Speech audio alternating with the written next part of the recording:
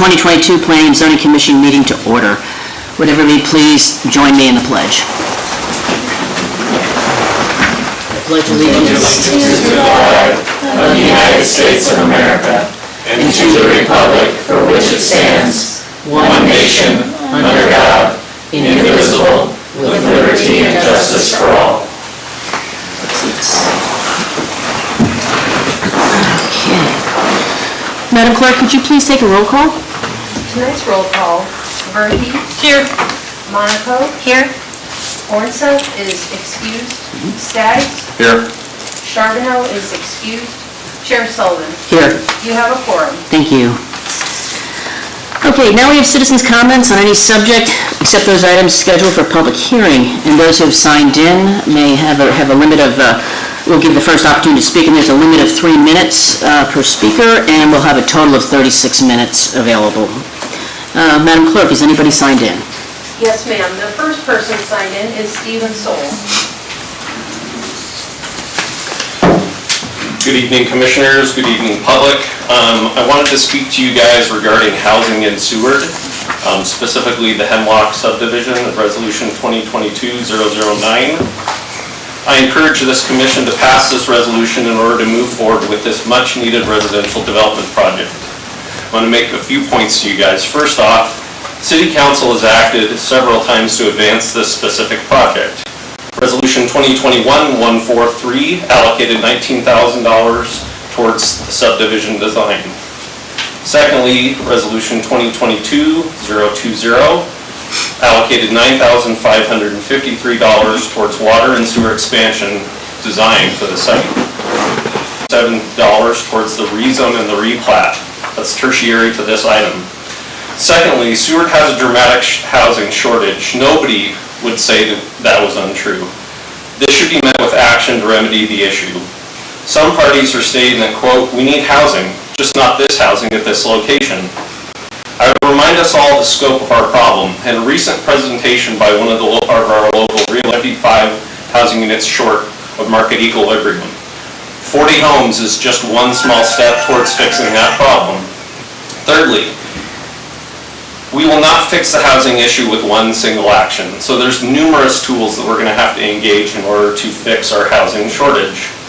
Additional action will require work on our short-term rental regulations, infill of currently vacant lots, expansion of city utilities, private rent. This is not a simple issue, but we must act on numerous items in order to fix the problem.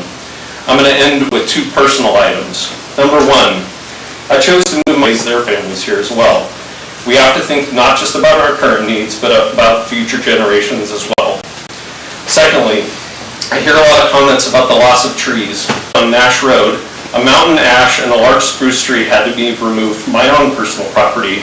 I really liked. Our next signed in is Tim McDonald.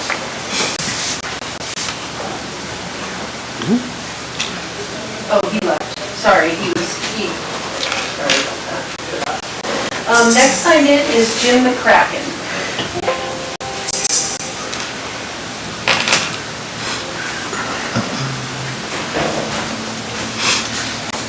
Good evening. I live out at Little Point. I'm a property owner in the city of Seward. And I've only been in the real estate business here for 40-some years. I got some sort of scrap on that graph.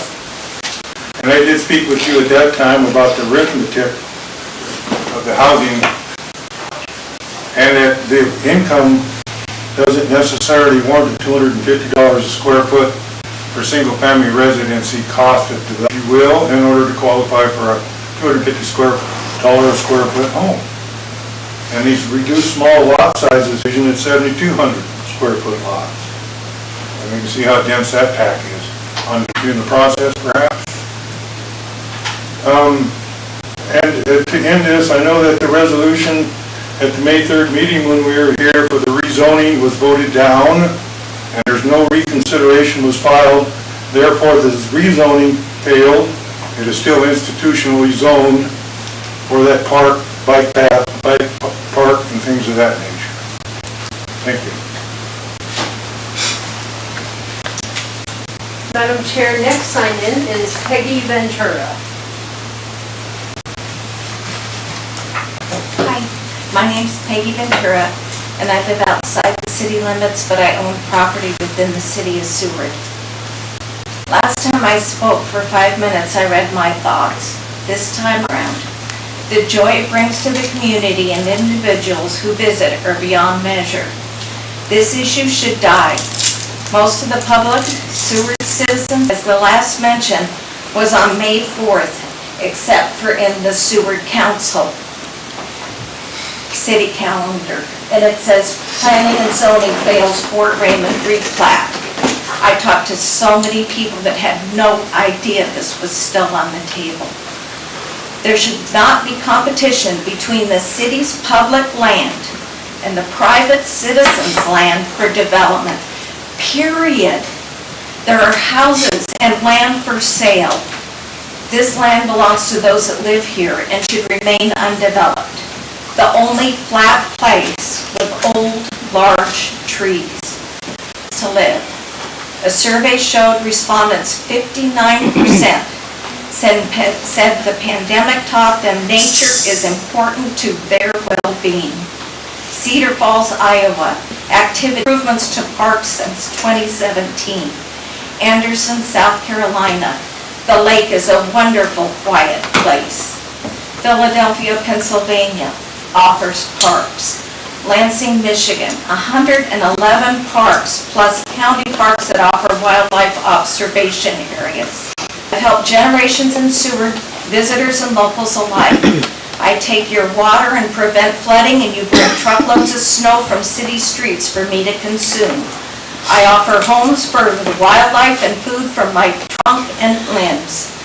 Shelter can be found within my roots, and nests can be built from my treetops.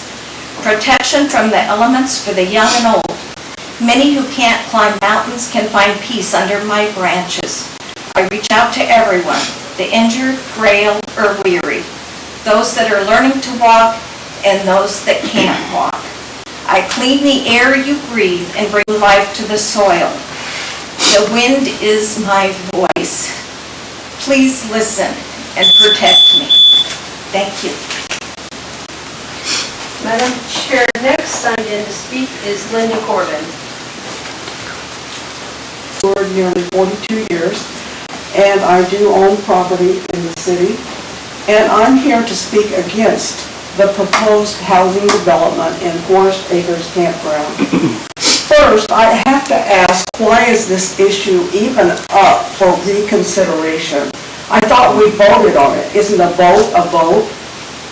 My biggest concern with this whole project is the scope of it. 40 lots in this little plot of land.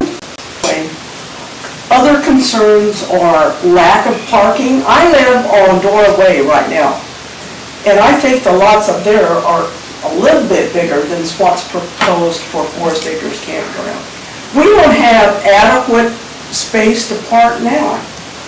And sidewalks, subdivision, let's do something for the people that live here first, before you start thinking about all these new houses. We don't have the infrastructure in Seward right now to serve our population. Let's think about that, folks. Maybe think about that and take a step back and reconsider this. Maybe Seward needs to hit the reset button, folks. Thank you. Madam Chair, next is Becky Dunn.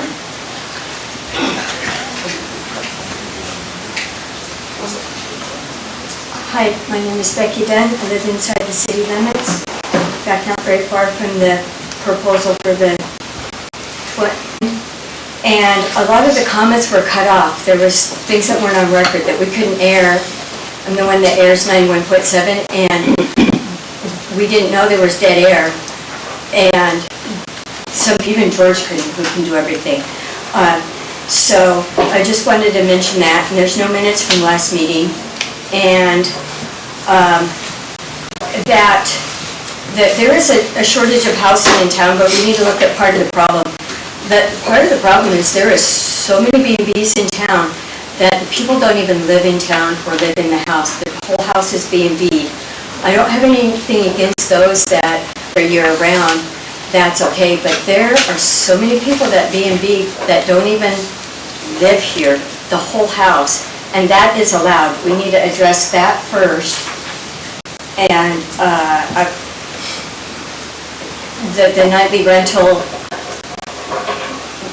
the way it's being handled is 11.57 acres, which includes the bike park and other things, but as far as what they're subdividing, as far as I can tell, there is only like 5 usable acres or 4 acres that they're going to put this 40-unit tract housing on there. I don't feel that Seward really needs the tract housing. Inside the feed store, they're like, I want a dog, I want a garden, I want to compost, I want, maybe chickens, or they want some property. They don't want little low-income tract housing. And I bought in that neighborhood, spending much more than I should have, because I wanted a full usable acre, and most of the other houses in the area are a full acre or half an acre.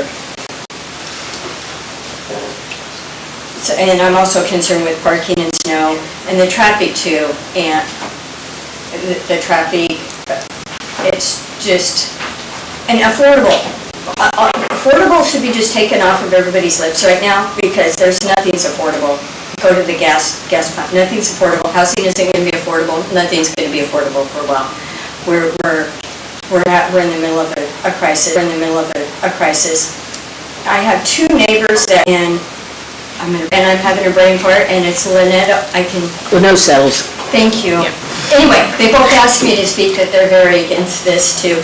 I have lack of public information and comment on this before they spent all that money isn't in. Thank Thanks, you. Becky. Madam Chair, last signed in is Carol Griswold. Hello, Carol Griswold, Inside City Limits. Dear Commissioners, the preliminary replat of Fort Raymond subdivision separates the Forest Acres campground from the bike park, but it also includes the creation of the fort with private landowners. Currently on the market are 29 acres of vacant land in town near the schools and 106 locals. The city should not sell a much-needed popular campground that generates $80,000 a year. The future land use map standard 50-foot wide roads were packed into the conceptual subdivision plat to help spread the cost of the development. Yet 15 of the lots lack the required 60-foot front yard width. Fewer legal lots will drive the costs up further. Willow and Fireweed are banned street names.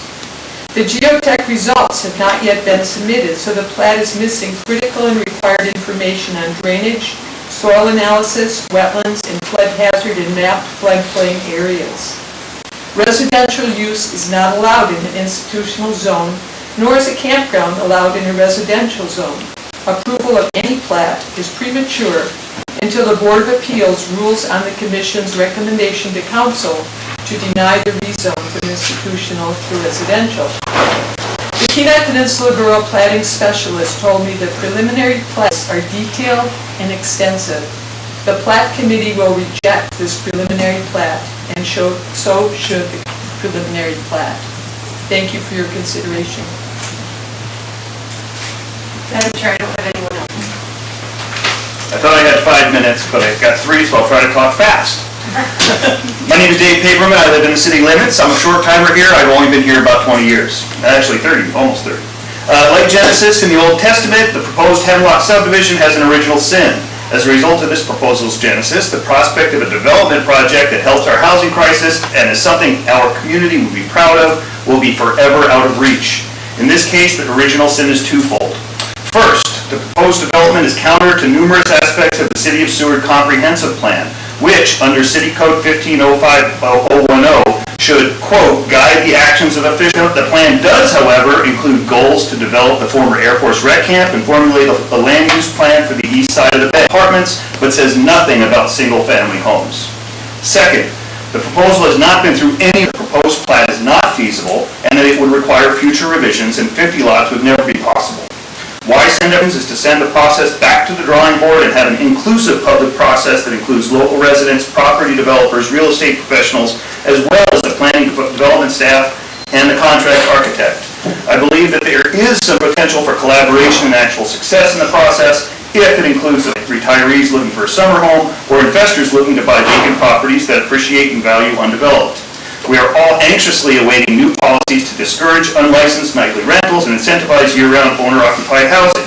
Before any new development is made, the city needs to have a plan for zoning enforcement and to incentivize housing so that workers and families and utilities, while electric can be readily installed, water and sewer services require natural elevation and extensive pumping or expensive pumping stations. In order to develop the project as presented, the city will have to invest hundreds of thousands of dollars, and crisis will continue to worsen. Several months ago, a real estate professional pointed out in public the time while they test the waters of a new community. Seward is home to few apartments, and those that do exist are either subsidized for low and medium income or perpetually full. Our real estate professionals and the comp plan agree that there's across a portion of these properties. While it may not be possible to construct housing under power lines, it is certainly allowable to use that easement for parking for apartments that are next door. The Forest Acres campground property is 2 lots and has 2 different vegetative types. The western half of the property where the campsites is dominated with large spruce trees, while the eastern half is scrub and cottonwood and has already been partially cleared for overflow parking.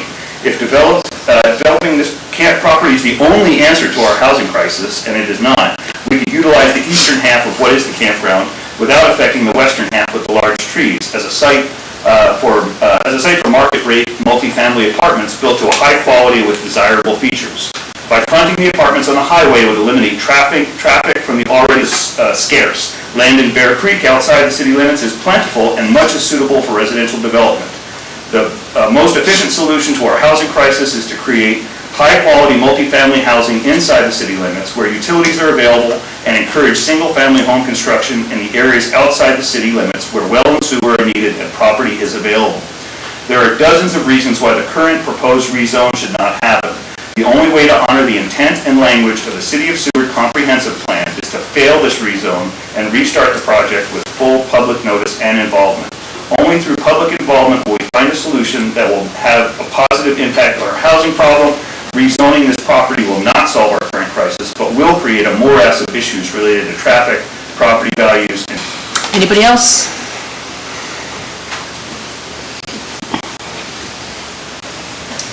And the campground is, I drive by it every day almost, and in the summer it is always full. People living out there for so many years, I know that's a low area. When it rains, it floods. Even with all the work that's been done, trying to take care of the flooding area, they still get water in there. So I know that if you were ever to consider developing it, it would take a lot of fill to fill that in. And I very, very good testimony here that, brings up a lot of really good facts. Another thing is, there's some confusion over the communication on how people have been notified on. I was, and I know a lot of people in my neighborhood were under the impression that this had been voted down. And they didn't know that there was another meeting. I was told by Becky, so I don't know where the communication breakdown is, but I don't believe they came out with a notification on this meeting until this morning. I could be wrong, but... Reconsideration came up by until this morning, or it wasn't sent out by email this morning. Yeah, and I guess it's a little confusing that where it was voted on in a previous meeting, was there a meeting in between or something? Or how does that work? I guess I've just got a few questions, and maybe those can be addressed. At some point, not right this time. Okay, thank you. Do we have anybody else? Nope. Okay, well, the next move is to the approval of the agenda and consent agenda, and I'll need a motion and a second, please. No? Okay.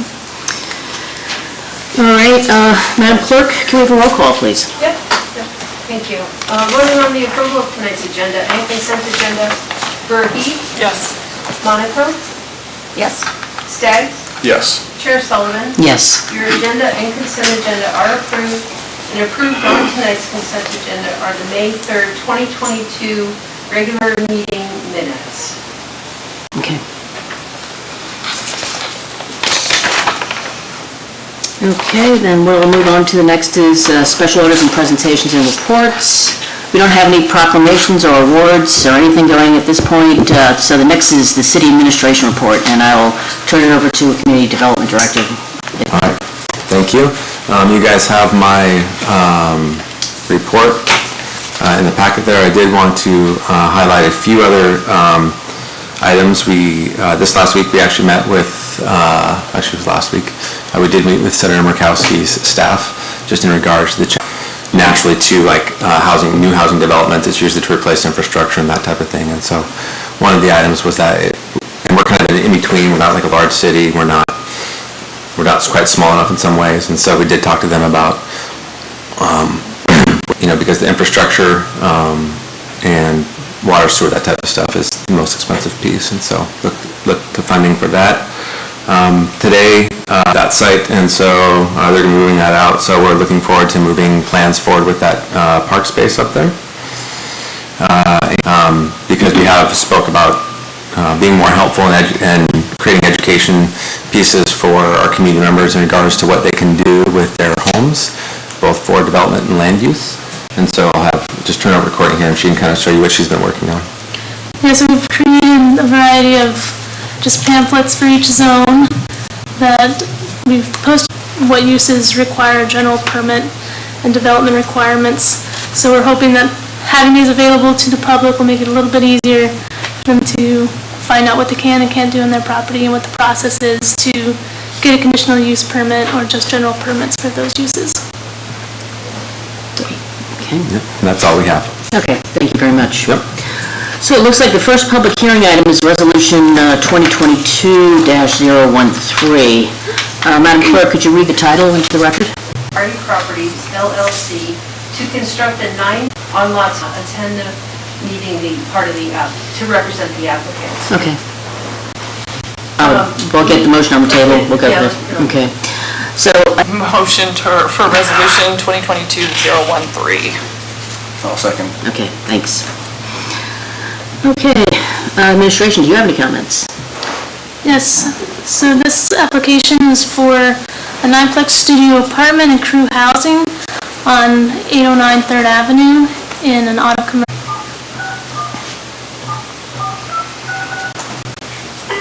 Please dial.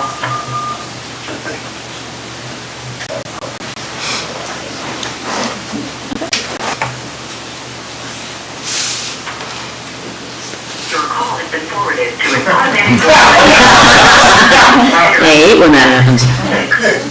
Your call has been forwarded to an automatic. No Maybe dice. we'll try them again after.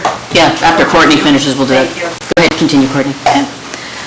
The definition of a studio apartment in Seward City Code is a small apartment less than 500 square feet with a fully functioning kitchen and bathroom. Building used as living quarters for workers where shower and sanitary facilities are shared and in which there are no individual cooking facilities. The proposed crew housing is to be used as living quarters for employees from the charter fishing business, and the shower, sanitary, and cooking facilities are all shared. The development requirements for auto commercial have been met. You can see this on page 19 through 22. Building height within a flood zone, and the property has access to city utilities and roads. Seward City Code, parking space per 4 residents at maximum capacity for bunkhouses. There are 9 studio apartment units and a 4-bed crew housing. The applicant would be required to provide 10 parking spaces The design submitted by the applicant shows conditional use permit application meets the comprehensive plan to promote residential and commercial development within the city of Seward, encourage development of new housing in Seward, and support a range of housing choices that meet the needs of people in various income and age groups.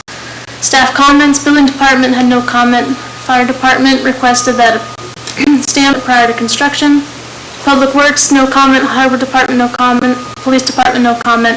Electric Department stated that locates for digging and a job order for service once building is complete.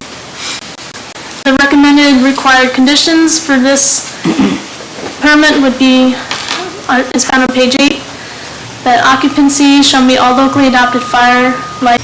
Any changes to the building shall be approved by the fire and building department. The applicant shall work with city public works and electric departments for any possible upgrades or connections to water, sewer, and electric, and all parking maneuverability requirements as determined by the Planning and Zoning Commission shall remain on the site for the life of the use, and bear-proof, bird-resistant containers shall be provided for all garbage and 13, granting a conditional use permit to Saltwater Sapphire Properties to construct a 9-plex studio apartment and crew housing at 809 3rd Avenue. Okay. Madam Clerk, do you want? I want to make sure that the number is the same as That's appropriate, thank you. the public. Might make.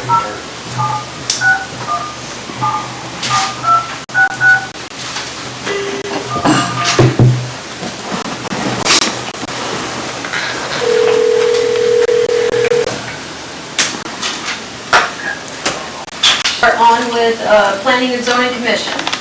Oh, great. Hey, my apologies for the mix-up, and also my apologies for not being able to attend. I've got bronchitis, from the case of bronchitis, and Bob also sent his apologies. He's up in Anchorage on a medical appointment he couldn't avoid. What I'll do is open it for public hearing now. Madam Clerk, do we have anybody signed in? Yes, ma'am, we have Carol Griswold.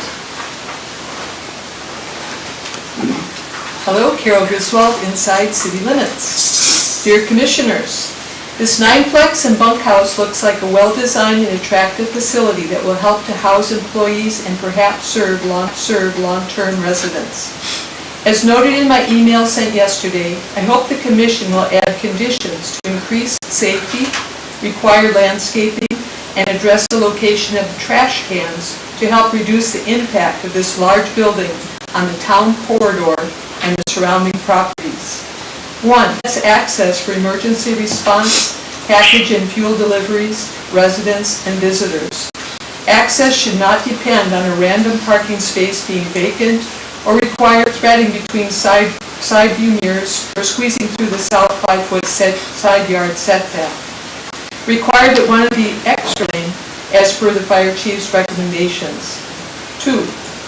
The corridor along 3rd Avenue has lost so many beautiful trees and other landscaping in recent years, and with them, Seward has required that a lawn be maintained in the undeveloped setbacks.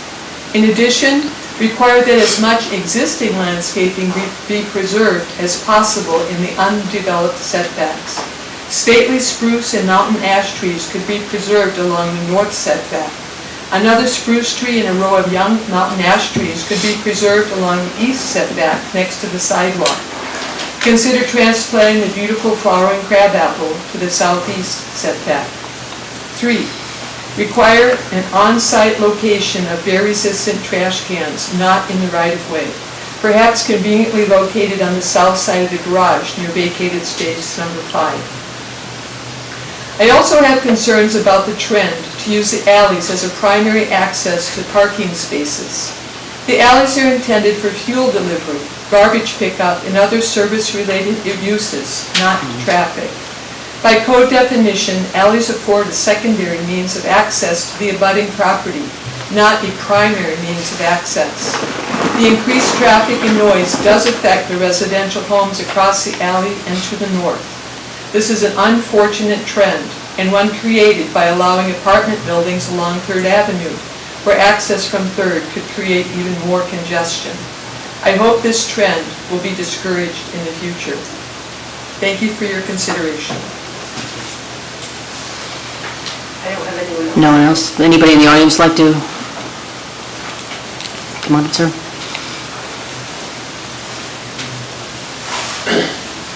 Yes, my name's Robert Gardner. I was sent the communication about the meeting tonight, and I'm the only resident that lives on B Street anymore.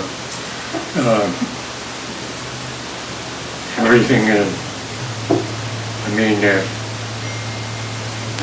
over the years, all the residents have either moved away or died. Yeah, I really don't have any opinion on the development they want to do at the property next door to mine. It's right across the alley from my property, and I'm a co-owner with my sister Judy Gorson. We inherited the property when my mom passed away, and things have really changed in Seward, and I don't really have any opinion on apartment complexes or rental properties. But I've been here, I was born here in Seward, and I think it's been a really nice place to live and grow up. When I was growing up, where the Avtech First Light facility is, that was the old Seward High School. And yeah, Seward really has a place in my heart. It's where I was born. My dad's buried in the Legion Cemetery, and I think things have really changed in Seward, and I don't really see many residents left in Seward anymore, and it's a hard choice to either stay or leave. But for me, I really don't have any place to go because this is where I was born. So yeah, whatever you do, I'd wish you'd give some consideration to the residents that are still around to put some input into what is happening in Seward. I'd like to see some further development, like on the dock.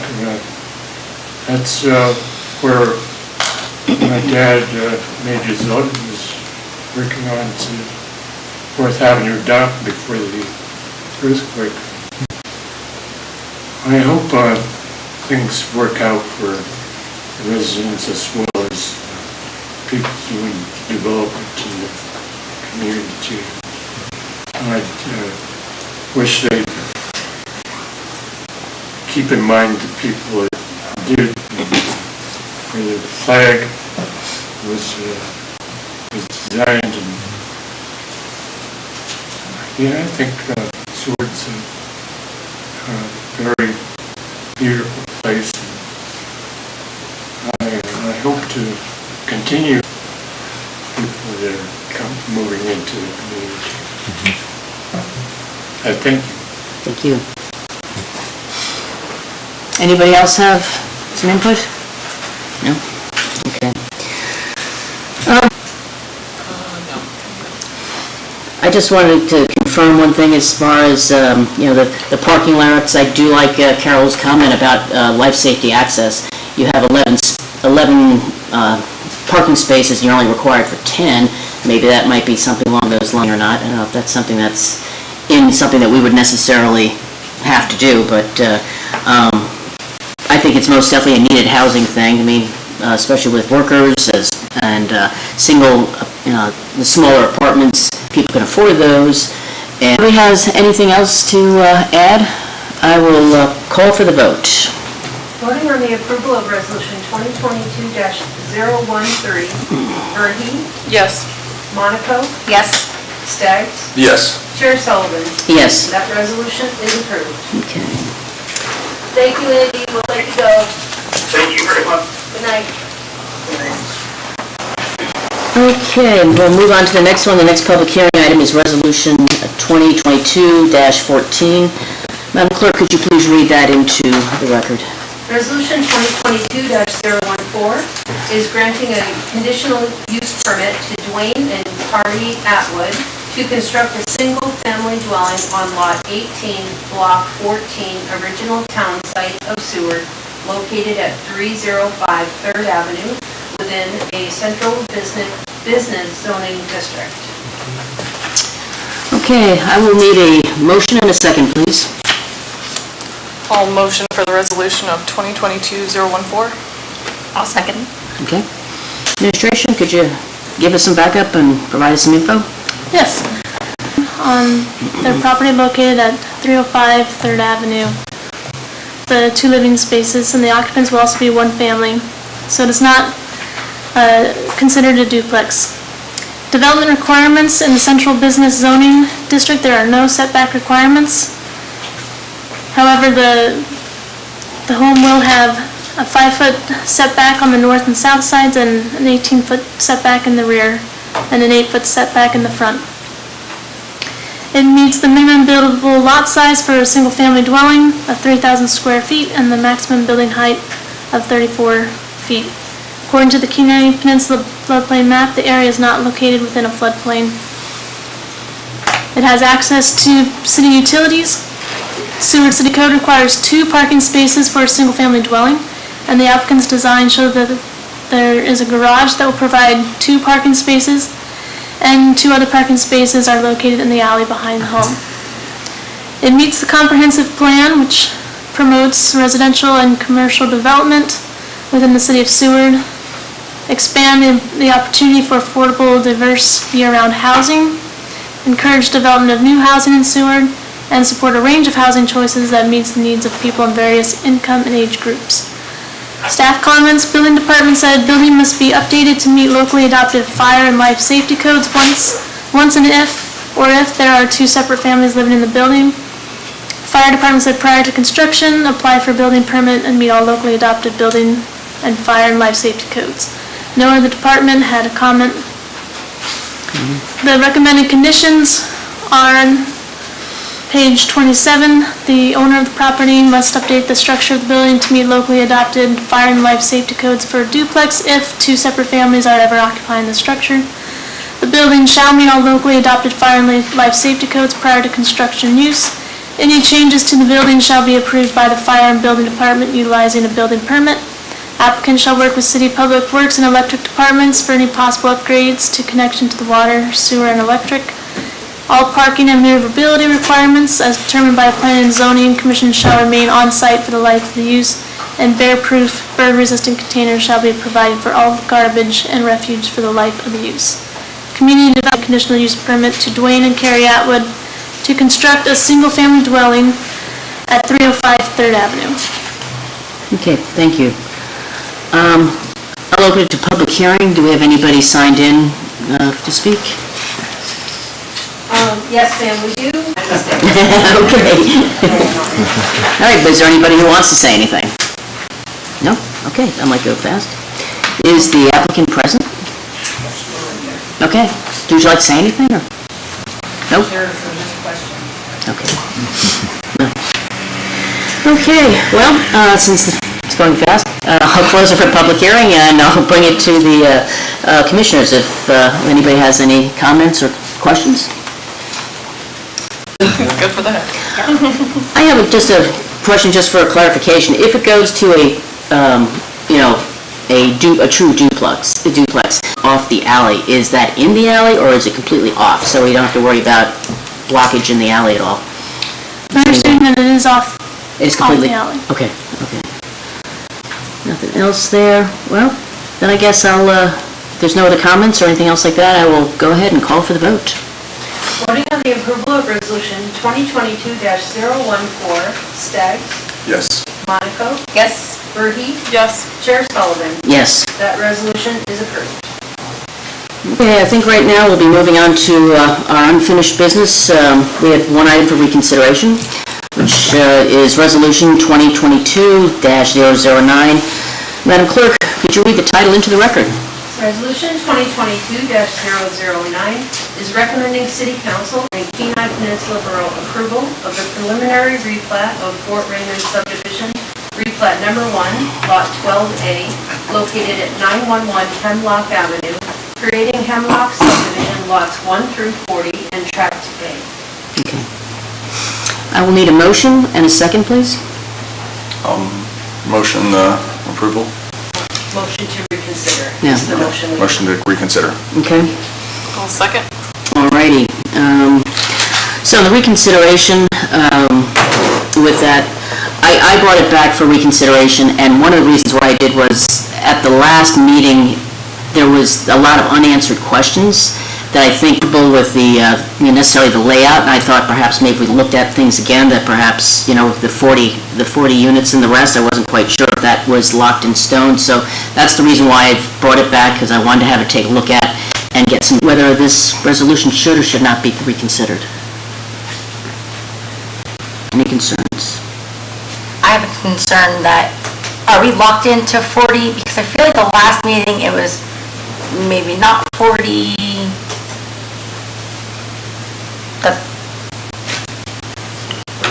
We can't debate the rest. No. We can't, Okay. Okay, well, if we can't debate, we can't discuss, let's go ahead and just, we're voting on just the reconsideration right now, okay? Voting on the reconsideration of Resolution 2022-009, Skaggs, Yes. Monaco, No. Burhi, Yes. and Chair Sullivan. No. That If it failed for reconsideration, then we won't have any comments then, I guess we will be moving forward with that. Okay, then I will move on to the next one is under new business. What I'd like for new business, although we don't have any scheduled right now, but what I would like to do is for administration to bring back a plan with a smaller footprint, because I think we were locked into the 40. From my understanding, based on the way the resolution was written, it was 40, and then there's a lot of issues with housing, yes. And does that Hemlock subdivision, even though it's, I know it's a very emotional area and a lot of people want it, but if we're reconsidering it, 40 would be way too much. Townhouses if possible, or the other thing I was considering, which is a separate issue, we may want to look at the rezone for that, because as many of the discussions that we had here today was if it's R2, or could it be an R3 of some form or another, we're still dressing it somehow, but, I don't want to beat a dead horse, but there's got to be some sort of, compromise somewhere along the line here. So if you could go ahead and direct that, put that together, we would bring that probably to the next meeting if possible. Okay, so the next thing, I guess, is any other new business that we have. Our last item of business tonight will be to discuss the topic for the June 21st work session.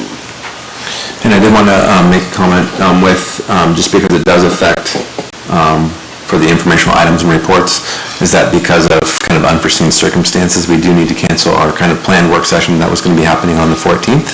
Okay. And so for the 21st, we would like to address the short-term rentals at that work session, and we will keep that one as a priority, and then the following one we will schedule on the 28th to review the municipal land plan. Okay. Alrighty. Okay. The 28th. Okay. Yeah. All right.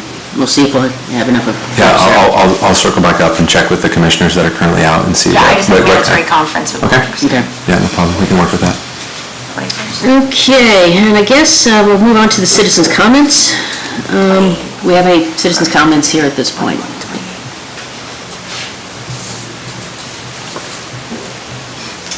Dave Paperman, inside city limits. And so I appreciate your killing that current project there. I would suggest two things. Number one, whole community dialogue, including all of the players to talk about all of these issues. I think working on another subdivision in a closed situation with the planning department, I think they're going to run into the same issues. I think we need to have public input. And I really do think that we need to investigate those two other properties, the 7 acres remaining from the Air Force Rec Camp, as well as that city-owned property that's across. That's a 2-acre parcel, which has that easement for the main power line coming in and out for public purpose. And I think that creating some high-quality, high-density apartment buildings in an area, walking distance from the school, walking distance from the bike park, walking distance from Safeway, holy cow. I think those things are what this town needs, ways we can get people out of their cars, onto the streets, onto the sidewalk maybe. And I appreciate your service in this, and hopefully we'll get forward this. I would also say that we should probably be looking at doing this in the fall and the winter as opposed to in the summer, because folks are slammed and they're not going to be able to participate in the process even if they're invited. So, thanks. Anybody else have? Inside the city. I wanted to thank you all too for all the meetings, all the volunteer work you do, and all the work you put into this. I was wondering, what about contacting the individual that has contacting them to say, what can we do to help you? I know they have the utility, we pay for utilities or whatever, but maybe help subdivide, and when you pay us, sell it, you pay us back or so, I don't know, just it seems like some encouragement there might be helpful. Also, there was that area that the compost site was asking for, and how much property is, since it looks like that might move to the dump. It does get used a lot by the overflow of the rec camp across the street or the military reserve. And when I went to tell them that it went for reconsider, go through, because we didn't receive any official notice till this morning, even though Claire signed it May 3rd. Wait a minute, is that right? Yeah. The notice didn't go out till this morning. I also had another idea. I'm not sure if this is the planning and zoning department, but inside the city and outside, there's a $50,000 exemption of your property tax. The first $50,000, I'm wording this all wrong, the first 50, I'd like to see that extended to people that rent to people that live year-round. You don't kick them out in the summer. Or if you're, I guess that's not a very nice way to say it, but I mean, if you're renting to a family year-round, if it's year-round rental, you still get the exemption of the homeowners, like you're living in there. That's a stipulation, you're supposed to live in there. I don't know, that was just something, or an incentive, I guess, or maybe even raise that. And thank you. Anybody else have any comments?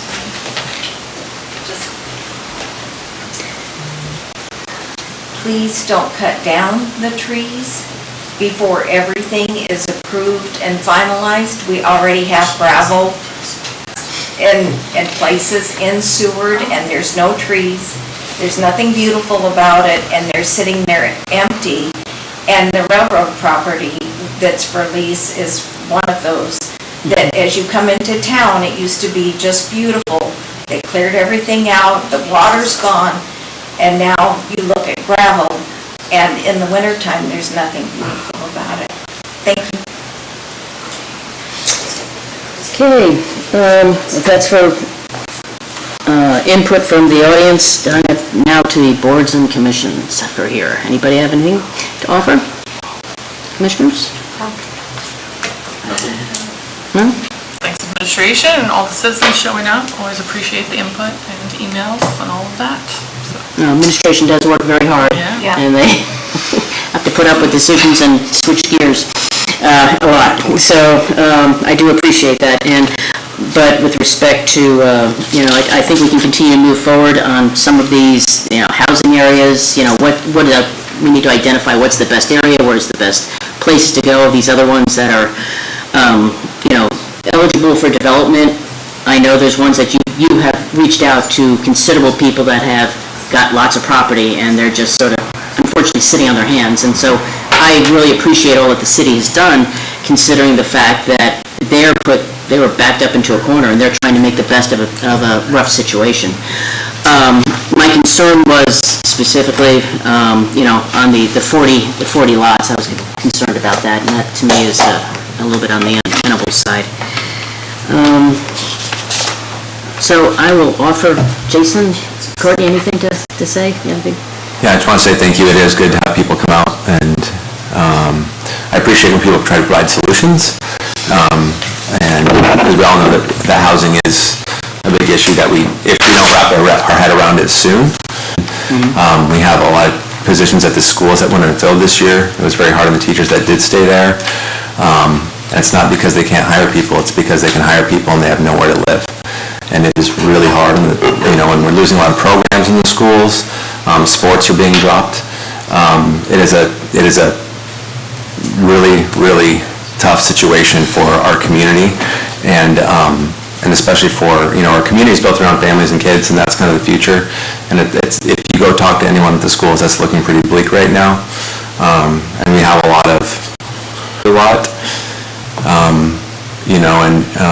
we have Chugachmute, and they need a lot of housing as well. And so we have a lot of great things that could happen, but it's all based on housing that we have to solve, and we can't push this out and be like, oh, we can just, that's 5 years out, we can wait till then. We need to figure it out right now.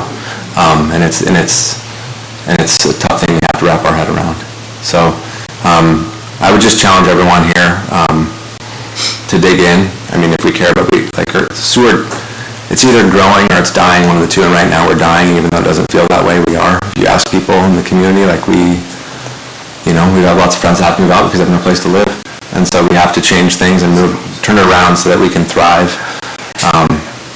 And so anyway, I just appreciate everyone's involvement and tough decisions that have to be made. And we'll continue to work to do the best we can for our community. So, thank you. Well, thanks again for that, and Brenda, thank you for you and your team and the rest. So, thanks everybody for coming, and I will adjourn the meeting at 8:05.